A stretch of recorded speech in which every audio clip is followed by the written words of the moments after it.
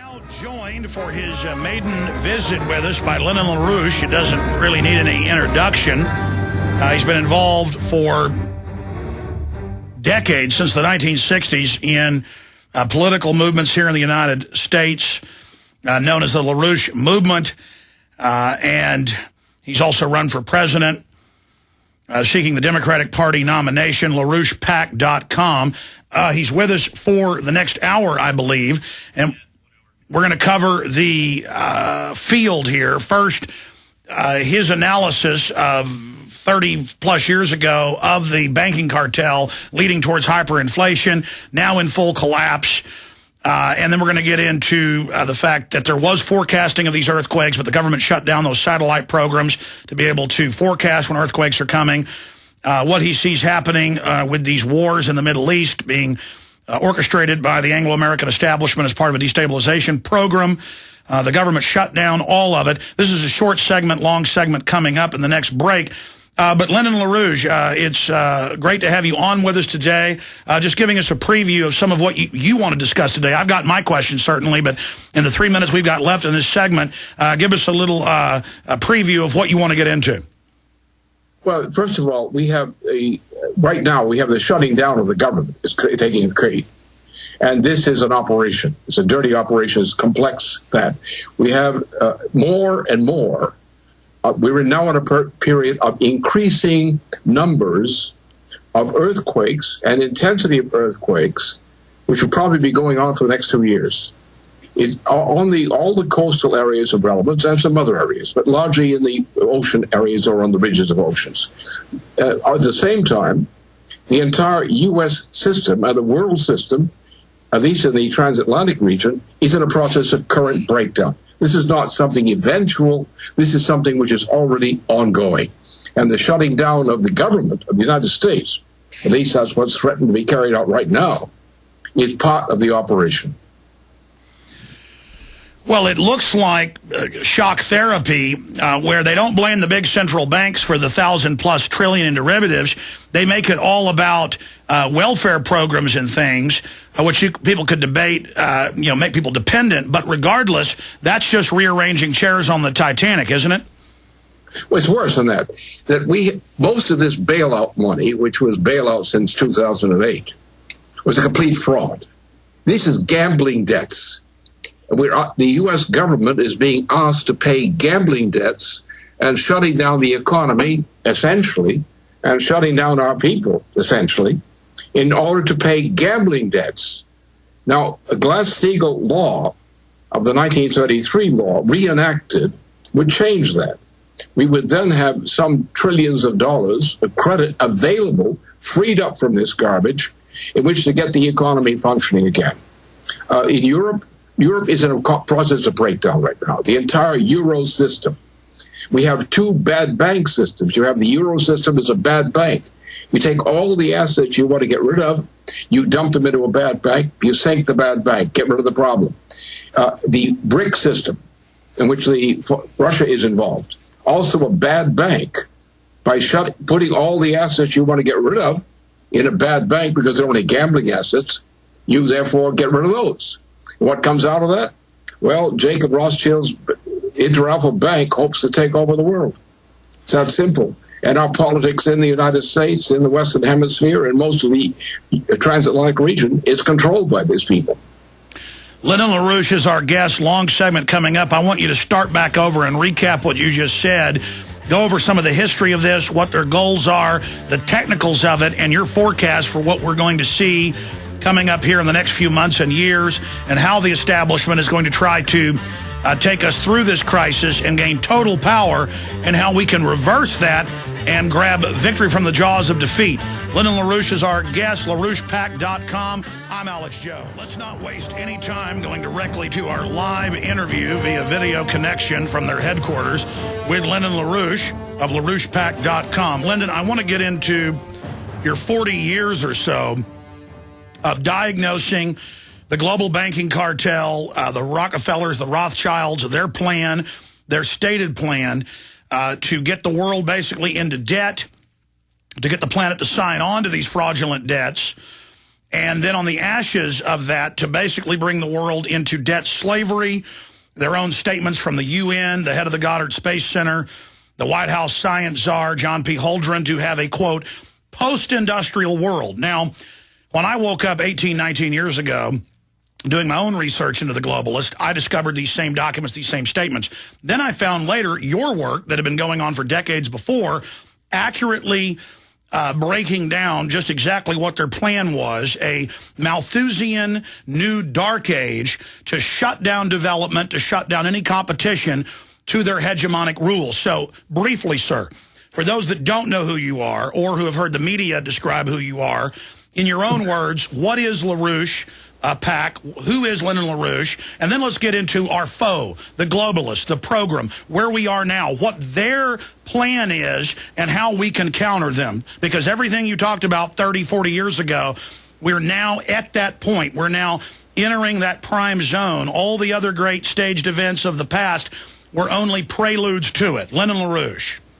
Well, I was, forced a Franklin Roosevelt man from the time of military service during World War II. And I came back to the United States from overseas to find that everything had changed under Truman as compared to Roosevelt. Now, Truman was a stooge, actually, for Winston Churchill and company. And during this period, there's been a seesaw battle between the American patriot and those who prefer the British system. Well, the British system is not what most people think it is. It actually is a continuation of the Roman Empire based on the concept of monetarism. In other words, it's not really colonies, it's monetarism. Whereas we, in our system, establish a credit system, not a monetarist system. Our credit system, in which our dollar, as uttered, was used to finance projects which were worthwhile for us and for other purposes of our nation. Whereas in Europe, has still been under the same old system of monetarist rule, which has actually been a heritage of Europe since the Roman Empire. So the struggle has been, and we came over here to establish a nation here during the beginning of the 17th century on the assumption that we had to have a separate place to bring the best of European civilization into a new territory, the Americas, and to build up here a form of nation state which was opposite to the British Empire and similar kinds of imperial ideas. We have been in a continuous war since that time, since our revolution and even before that, since 1763. We've been in a continuous war against this imperialism. And we, unfortunately, when you talk about Wall Street or the Boston banks, you're talking about really a branch of the British Empire. And right now, you see, we're being destroyed through the Federal Reserve System, which is now a creature of the British Empire. We are with tens of trillions of dollars of worthless debt. These are gambling debts. This is not legitimate debt. Isn't it really, I mean, to boil it down in layman's terms, a form of neo-feudalistic serfdom? Their entire stated goal, if you read what the founders said, if you read what other presidents, this was always the fight. It was about this monetarism where they used debt in a debt black hole system that's impossible to ever pay back, that they created out of nothing to make us basically sharecroppers or debt slaves. Well, in that sense, it's true. I would have a explication of what this is a little more complicated, but that's essentially true. Okay, continuing. You were getting into derivatives and what happened in 99, the end of Glass-Steagall. I mean, I had many economists on at the time that said this is going to create hundreds of trillions in debt. It's going to allow this inner coterie to take over. Then when they implode it, they're going to roll out their new global currency. Exactly that is now happening. Well, what you have to look at is look at the assassination of John F. Kennedy. Kennedy, together with Douglas MacArthur and others, were opposed to the United States being engaged in a war in Indochina. The thing was, we are not going to fight a land war in Asia, a protracted land war in Asia. Now, Kennedy stuck to this, guns on this, and the guns came after him. They killed him. Now, what his successor was not a bad person, but he was scared as the devil, Johnson. And therefore, Johnson went along with the war, which Kennedy would have opposed had he lived. Then you had Kennedy's brother, Robert, was about to be nominated as president of the Democratic ticket.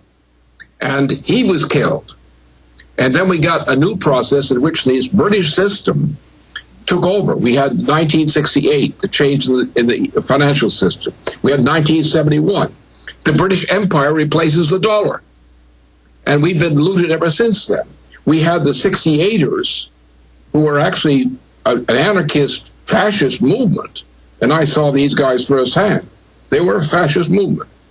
And that tendency, typified by Mark Rudd and company at Columbia and elsewhere, has taken over more and more of the control of the baby boomer generation and has shaped the destiny of our country. So we have been corrupted by these and related methods at the same time that in 1971, at the same time we shut down the fixed exchange rate system, the British Empire came back in with the Inter-Alpha Group under Jacob Rothschild. This Inter-Alpha Group is what is controlling the international monetary financial system of the world today. What is their end-game goal? What are we currently witnessing? You're looking at the face of pure evil.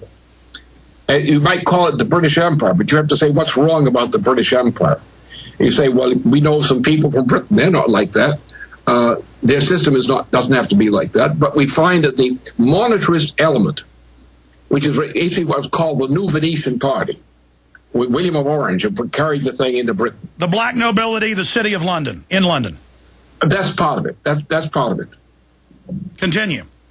So the problem we have is the Asian part of the world is not in bad shape politically as we are, but the transatlantic part of the world is in terrible shape.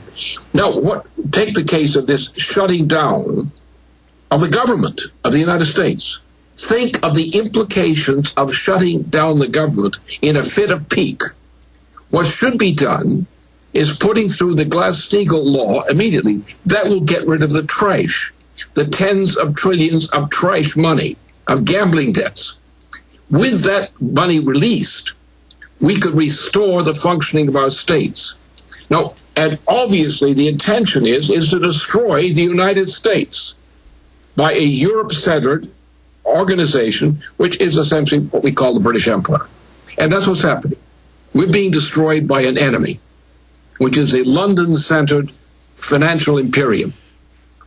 Well, Lyndon LaRouche, again, joining us right now. I concur with your analysis of the historical facts. I mean, when you talk about the British coming in and taking over 1922, Council on Foreign Relations, openly infiltrating the media, setting up this system. It's more of a system than, so much the British themselves, but that's where a lot of the power, as you were saying, is centered, but also in the continent of Europe.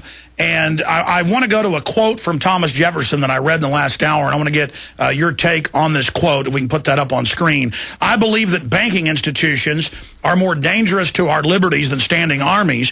If the American people ever allow private banks to control the issuance of their currency, first by inflation, then by deflation, the banks and the corporations that will grow up around the banks will deprive the people of all property until their children wake up homeless on the continent their fathers conquered.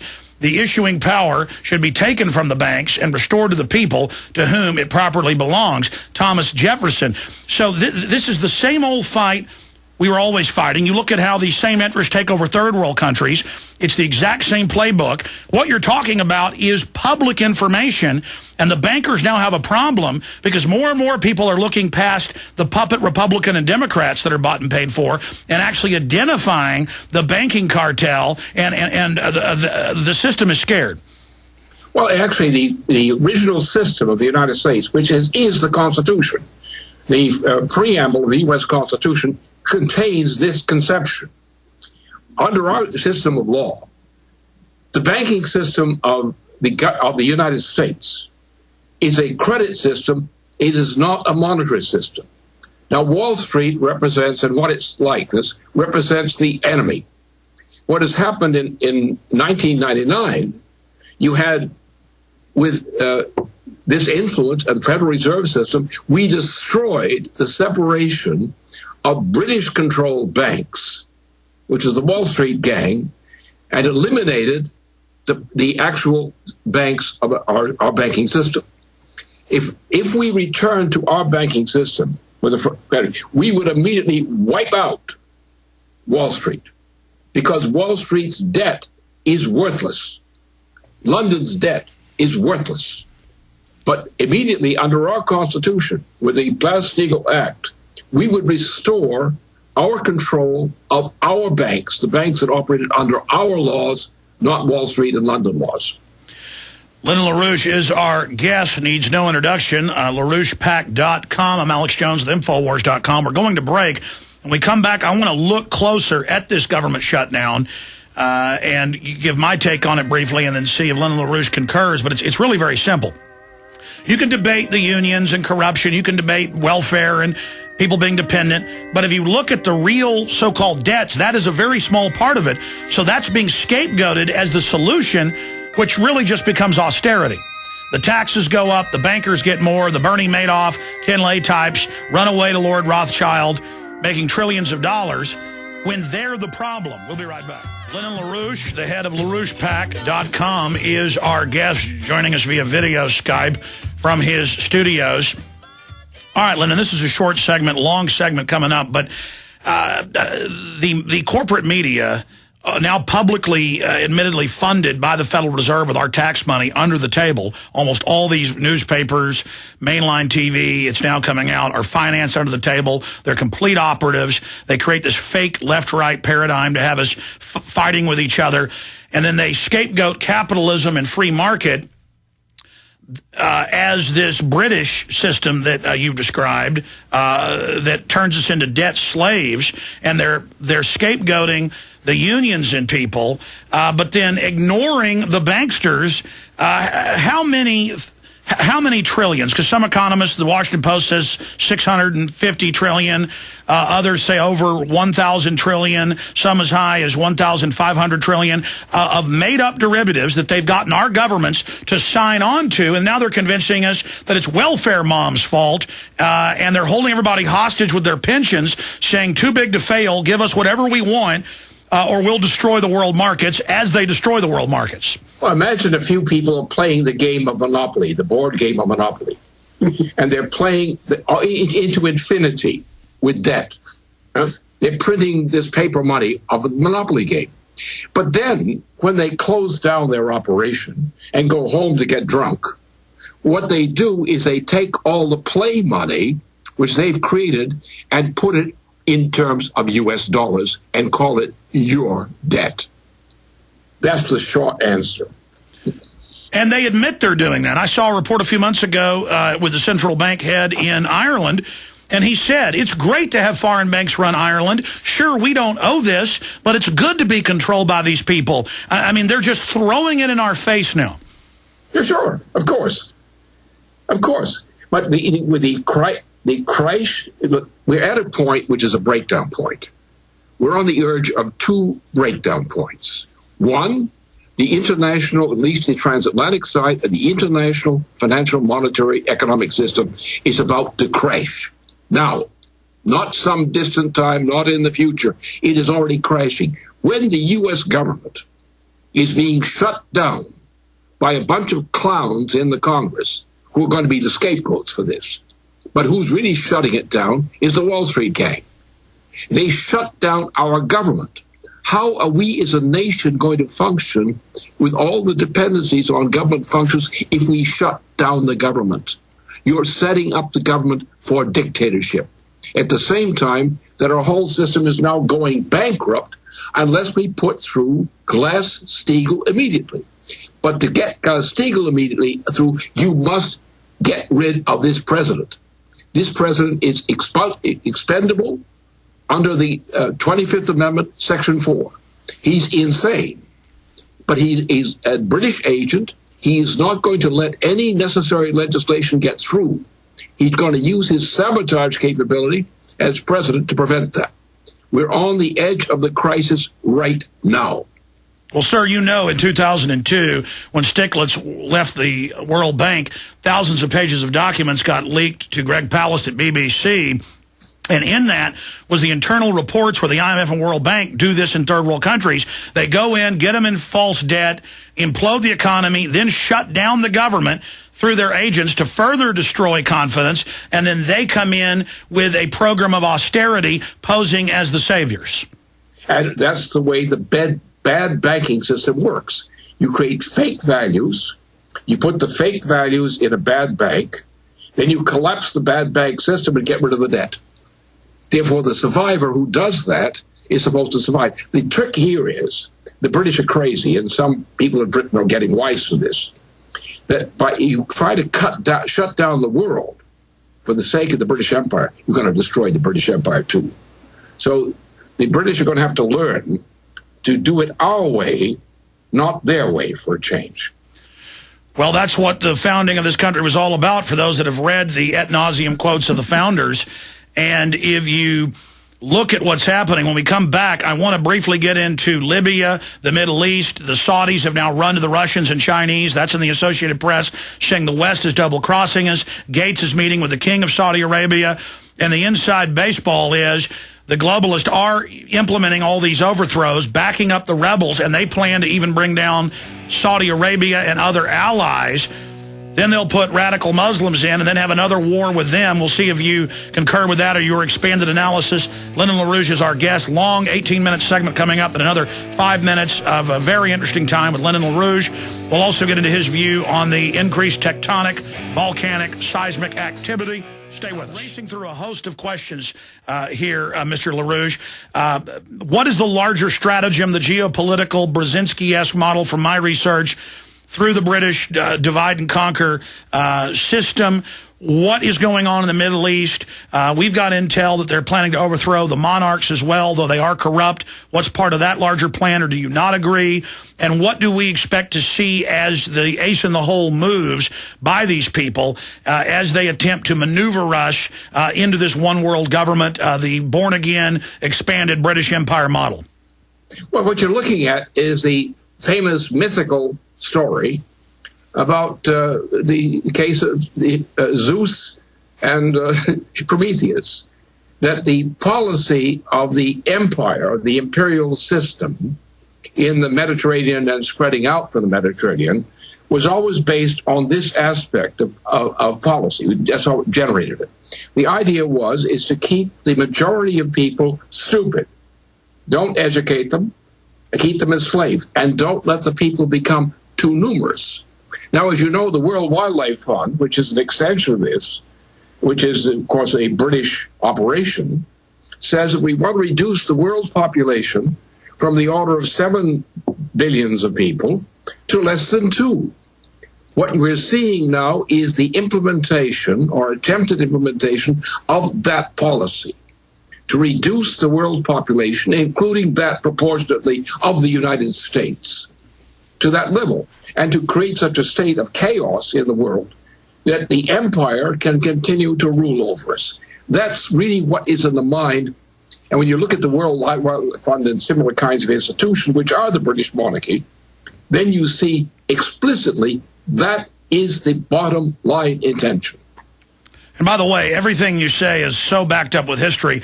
It was Prince Philip and his cousin, Prince Bernhard, who set it up. It's openly a eugenics arm. They conservatively want to get rid of 60. Others say 80%.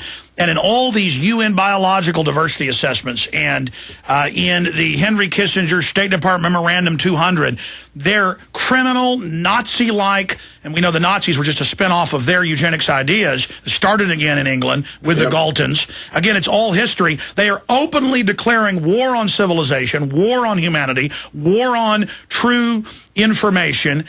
This is a scorched earth policy, and it's stated by them publicly. They are openly admitting their treason against humanity. What specifically, though, from your research, what's happening in North Africa and the Middle East?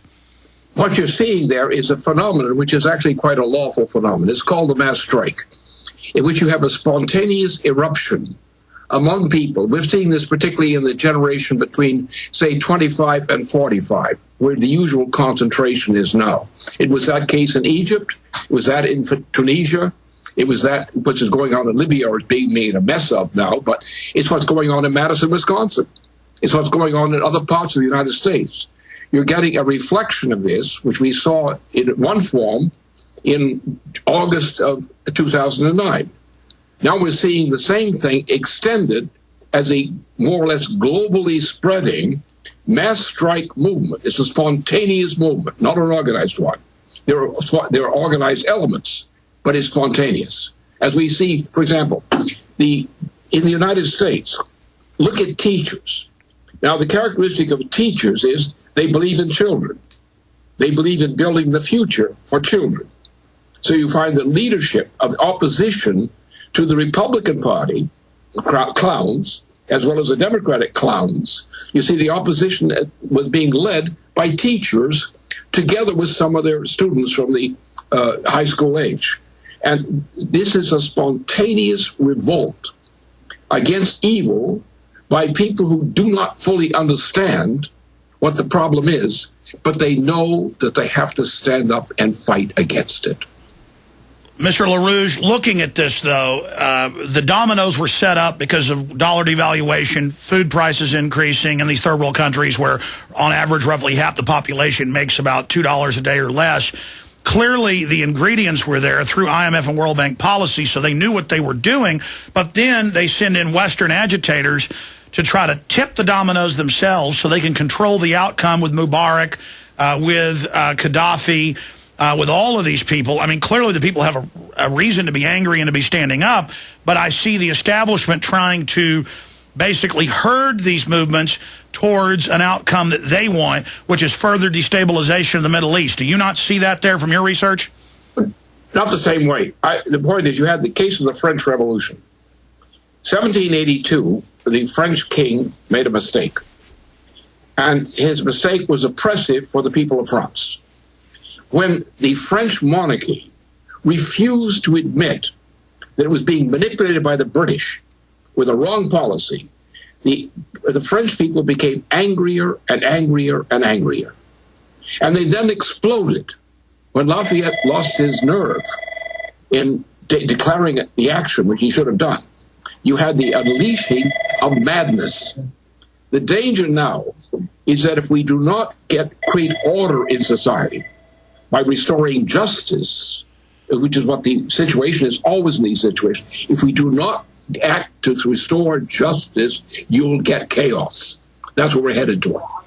But the social engineers, going back to the Rand Corporation 15 years ago, openly said that we were going to be an undemocratic society, that they were going to vertically integrate, that they were going to put federalized police, standardized training worldwide, threat fusion spying centers in place, that terror attacks would be used as the pretext to smokescreen this police state suppressive rollout. So they know their policies are going to generate this. Then they plan to use the rebellion as a pretext to then openly bring out their martial law grid. Your take on that? We could beat them, but we have to be smart. We could beat them. Just the idea of fighting a war, of fighting any kind of a battle, can be a mistake. You've got to have a good strategy. And I think now what I read as the situation, we're on the verge of a crisis beyond belief. You have two crises together. On the one hand, you have this financial, monetary, economic crisis. On the other hand, you have a wave of crises in terms of what happened in Japan, what happened in South New Zealand, in Christchurch, what is going to happen on the coast of the Pacific of the United States, what is happening around the world. You're going to see a pattern of earthquakes over the coming 2 years or so, which beats anything in human experience today. Why I say that is, we're in a cycle, and the cycle is determined by our galaxy, not the solar system as such. We're in a 62 billion year cycle, which is well known to people who study these matters.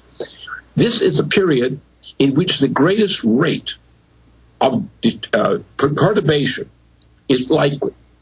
So we're on the verge of a crisis of humanity beyond belief unless we take the proper action.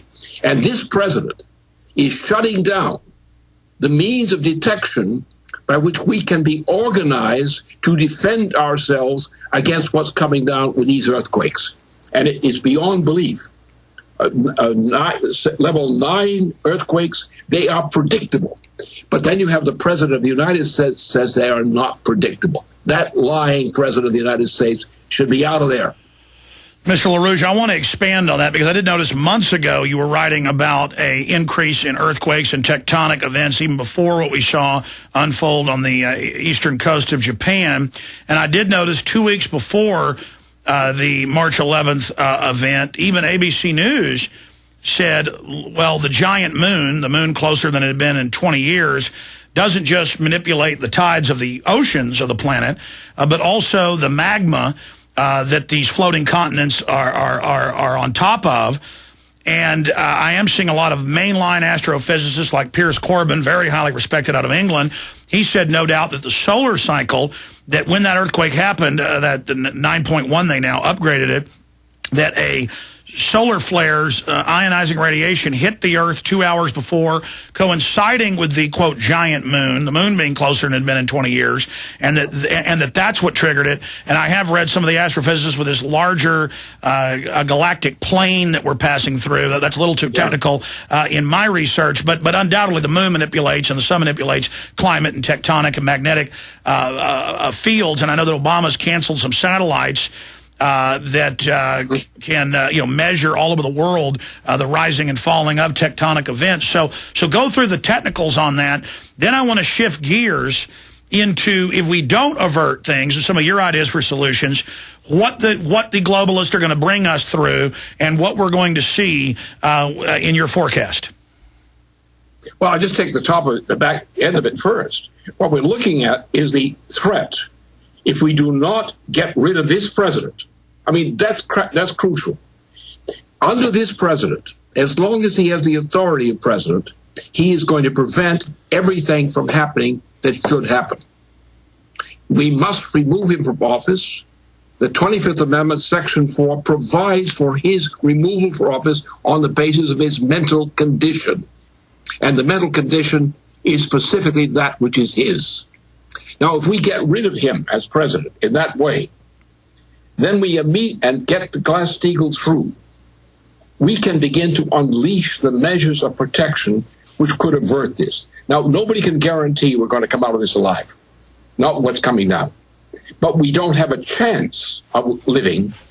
This planet does not have a chance of living unless we get this president out of office very soon. But, sir, I mean, the Republicans haven't called to bring back Glass-Steagall. The Republicans and Democrats are all financed by the same financial oligarchy. What do we get, Biden, Hillary? I mean, these people are just Obama's just a teleprompter reading minion.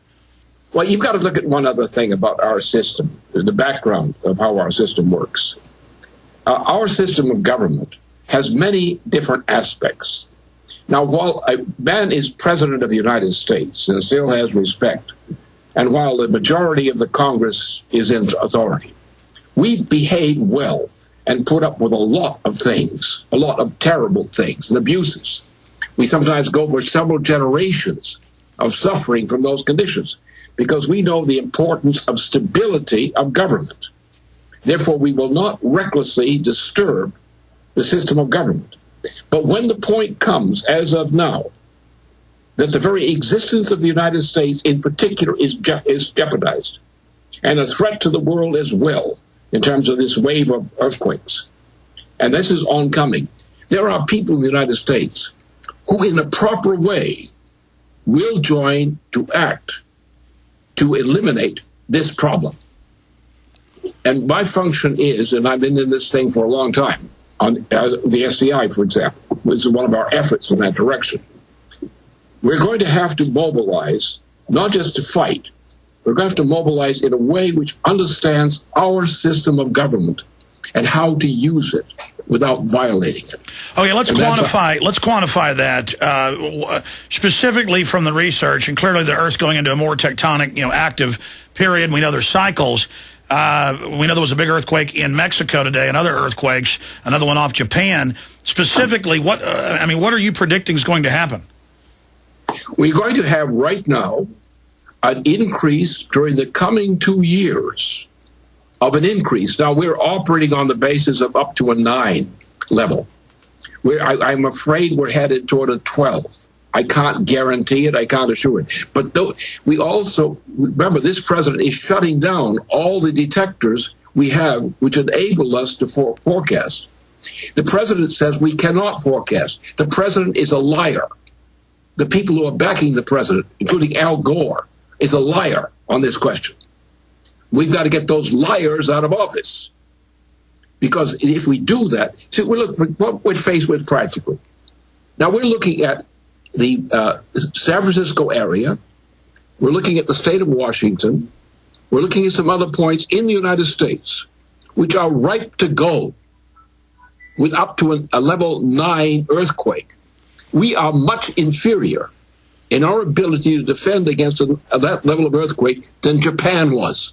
Japan was well organized to defend itself. We are not. And because of the recent presidencies, we are not. Therefore, we've got to get this guy out of there, because as long as he remains in there, you will not be able to solve any of these problems. And so, therefore, we have to get him out. And if we don't get him out, I don't know who's going to save the planet, because this thing is now hitting in the Southeast Asia, the entire world area, what we call the rim of fire, in the middles of the oceans, on the coast of continents.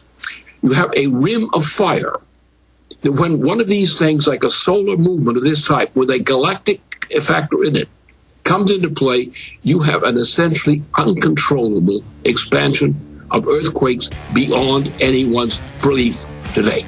Well, more and more scientists, they thought we only got hit by big asteroids every million years. Now they admit it's probably every 100,000. We look at ancient civilizations destroyed by this stuff. Meanwhile, the federal government's turning off the radiation detectors and raising the level that they say is safe. So that shows there's this policy of just telling us to muddle through it. 2 more segments with Lyndon LaRouche. We got this 5-minute segment, then a 1-minute break, then 5 more minutes with Lyndon LaRouche. I look forward to having him back up in the future. We appreciate him joining us. LaRouchePack.com. I agree with their historical breakdown. It's very accurate from my research separately and looking at their research. I don't 100% agree with some of the political ideas and outcomes. We'll have Mr. LaRouche back in the near future if he'll do it to get more into that debate and discussion. But I see Bloomberg admitting $376 billion in Wachovia, and Wells Fargo have laundered drug money running the drug aircraft Wachovia. I see AP and others reporting that all the veterans, a secret deal was signed 11 years ago after Glass-Steagall to steal all their death benefits that they pay into out of their paychecks. The way they commit these crimes out in the open, it's as if they don't think there'll be a civilization here, or as if they are going to release some type of humanized mouse pox to wipe us all out. They talk about this. These people, it's just unlimited what they could do. But Mr. LaRouche, in the few minutes we've got left here, specifically getting into their end game again, what they're trying to do to the dollar, how George Soros plays in with the Rothschild, Queen of England, Rockefeller constellation, this move towards Bretton Woods II, this attack on the dollar. Can you tell us what they're trying to do and what the time frame is right now? And as this collapse accelerates, they're telling us the economy's great. Everybody more and more knows they're being lied to. Well, there are 2 things to this. First of all, what they're doing is obvious to me. It's no mystery. But the one thing is, don't overestimate their competence. That's where the weakness lies. They are not competent because their program depends upon denying fundamental principles of nature and the human being both. And their system does not work. And when they are trying to crash the system for their chosen ends, they're meddling with something way beyond their command. So we should not exaggerate their power. we should rather understand our own weakness and correct our own weaknesses, because they are not intelligent people. This president is not an intelligent person. The Queen of England, I don't think, is a particularly intelligent person. So these people are not all-knowing. They have schemes, and we're discussing the kind of schemes they have. But they're not that smart. They are also stupid. And one of the dangers they represent is they're so stupid, they don't understand what they're going to do to themselves in what they're trying to do to others and us. Well, I tend to agree with you. I mean, they're intelligent and cunning like a fox or a snake, like a rattlesnake, and they've got the will, and they're bold, and they are dominating, but they're not in full control. They're able to wreak havoc and consolidate it. They're able to destroy, but not to build. And as Ron Paul has said, the key now is to expose them as the authors of the pain and destruction we're seeing, so that we can then, as humanity, have a debate about what to replace it with. But where do you see George Soros in this group? George Soros was, as a young man, as an adolescent, was working for the Nazis. He was a Jew working for the Nazis in Hungary. He became an agent in giving people their tickets to Auschwitz when the tickets were assigned. He then went on to, he's always admitted that. He's never denied it. But he said it was one of the best experiences of his life. It made him. He then went on, and the British intelligence services picked him up. He's a British agent, and he was a key part of the financing which brought the current president, Barack Obama, into the presidency. He is now running an operation based on the same program and the same intention. He's now trying to find a bunch of susceptible idiots who would believe that he really intends to do some good for somebody. Stay there. Absolutely. That's his cover, how he's this humanitarian philanthropist who said, if I didn't help round up Jews, somebody else would have, so it was okay. That's a quote from 60 Minutes. Well, he's agreed to come back in the next month or so. 1 hour is not enough with Lyndon LaRouche, LaRouchePack.com. They have a lot of books and materials and things that are available there. Their executive intelligence review. A lot of key information. Check it out at LaRouchePack.com. I'm Alex Jones with Infowars.com. But getting into George Soros, he's definitely a frontline general for the Anglo-American Dutch New World Order system. Should I be concerned that memos were leaked 2 weeks ago to Politico that he's coming after not just Fox News and Glenn Beck with some infighting there, but myself included? They're attacking me almost on a daily basis through his house organs, like Media Matters, and they've sworn in the internal memos to destroy and sabotage any media that opposes this death of the dollar. And they've had their reporters writing hit pieces in major publications. Why do you think they're coming after InfoWars, Mr. LaRouche? This is simply a cover operation. That's all it is. The point is, the thing on George Soros is that people are afraid to attack him for what he is. This guy is a guy who knowingly assisted in the execution of Jews, particularly Jews from Hungary, who were being shipped to the camps. Now, his role was a minor one, but he was working under incognito. I don't blame him for that. But he said he liked that there was the most heroic period of his life. And a man of this character being promoted by British intelligence on us, the problem is people are not attacking him publicly enough for what he really is. Well, who are these, quote, liberal mercenaries that in throngs worship him and decry anyone who doesn't fall down and worship him as Nazis? The British protect him. The British use him. The British own him. He's a British agent. Why do you think they're so scared of alternative media? They are because they know that they are vulnerable. They're afraid that we get smart. And that we not only oppose them, but that we develop the effective means for destroying them. Well, it is us or them. I mean, they're coming down with a neo-feudalistic Malthusian system. And you said something in closing at the last segment about how they're delusional. And I remember Karl Rove to the New York Times saying You guys can be reality-based. We are in control, so we're going to make up whatever reality we want. And they're trying to sell us on their own delusion. But if we don't go along with the emperor's new clothes, it's game over. And the precedent is you have to have leadership with guts. I mean, you have to have the problem is our baby boomer generation was subjected, the 68ers, were subjected to a kind of brainwashing operation, which many of them are still good people. But the stuffing was taken out of them. And they don't fight as my generation would have fought. Those of us, unfortunately, most of my generation are dead. We were in World War II, and we had a different temperament and a different idea about how to fight.